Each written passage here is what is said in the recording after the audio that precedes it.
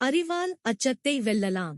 ஒரு அழகிய கிராமத்தில் பெரிய மரங்கள், பசுமையான வயல்கள், சிற்றோடிகள் காணக்கூடிய ஒரு அழகிய சூழலில் கிருஷ்ணன் என்ற சிறுவன் வாழ்ந்து வந்தான். அவனது பெற்றோர் நகரத்தில் வேலை செய்ததால் அவன் தனது பாட்டியுடன் கிராமத்தில் வசித்து வந்தான். பாட்டி மிகவும் புத்திசாலி, பொறுமையானவர் மற்றும் கிராமத்தினர் அனைவரும் அவளிடம் அறிவுரை கேட்பதுண்டு. கிருஷ்ணன் புத்திசாலி, ஆனால் சில நேரங்களில் அவன் பயந்து விடுவான். அவனுக்கு பாட்டியின் அறிவுரைகள் மிகவும் பிடிக்கும், ஏனெனில் அவர் எப்போதும் எதையும் அமைதியாக அணுகுவார். ஒரு நாள் காலை கிருஷ்ணன் தோட்டத்தில் விளையாடிக் கொண்டிருந்தான். பச்சை மணக்கும் நிலம், மரங்கள், பறவைகள், பலவிதமான பூக்கள் அனைத்தும் அவனை மகிழ்ச்சியாக்கின. அவன் மணலில் ஓவியம் வரைந்து கொண்டிருந்தான். அப்போது தூரத்தில் ஓர் ஓசை கேட்டது. ஒரு பெரிய பாம்பு மெதுவாக நிலத்தில் வழுக்கி வந்து கொண்டிருந்தது. கிருஷ்ணன் பாம்பை பார்த்ததும் அதிர்ச்சி அடைந்தான். உடனே அவன் நின்ற இடத்தில் நடுங்கிக் கொண்டே ஓட வேண்டுமா, கத்த வேண்டுமா என்று யோசிக்க தொடங்கினான். அவன் இதுவரை இவ்வளவு பெரிய பாம்பை நேரில் பார்த்ததில்லை. பயந்து போன கிருஷ்ணன் ஒரே ஓட்டமாக வீட்டிற்குள் சென்றான். பாட்டி,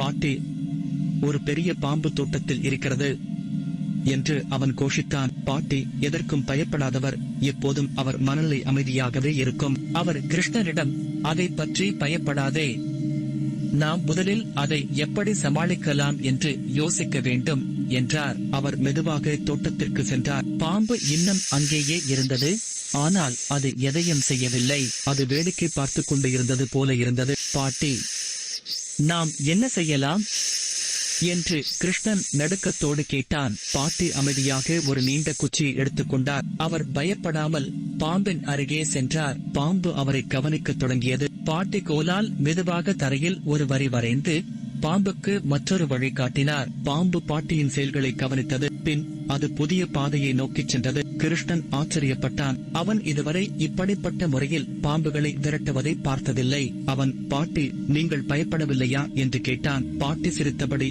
எந்த சூழ்நிலையையும் அறிவாற்றலால் சமாளிக்கலாம், எதையும் பயமின்றி சந்திக்க வேண்டும், சில சமயங்களில் நாம் சத்தமாக பதிலளிப்பதை விட அமைதியாக சிந்திக்க வேண்டும் என்றார். அந்த நாள் முதல் கிருஷ்ணன் எந்த ஒரு பிரச்சனைக்கும் பயந்து தவிக்காமல் தனது புத்தியை பயன்படுத்தி பார்த்தான். கதை நெறி, புத்திசாலித்தனம் மற்றும் அமைதியான சிந்தனை மூலம் எந்த பிரச்சனையும் தீர்க்கலாம்.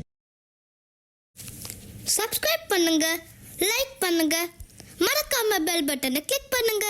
தேங்க்யூ.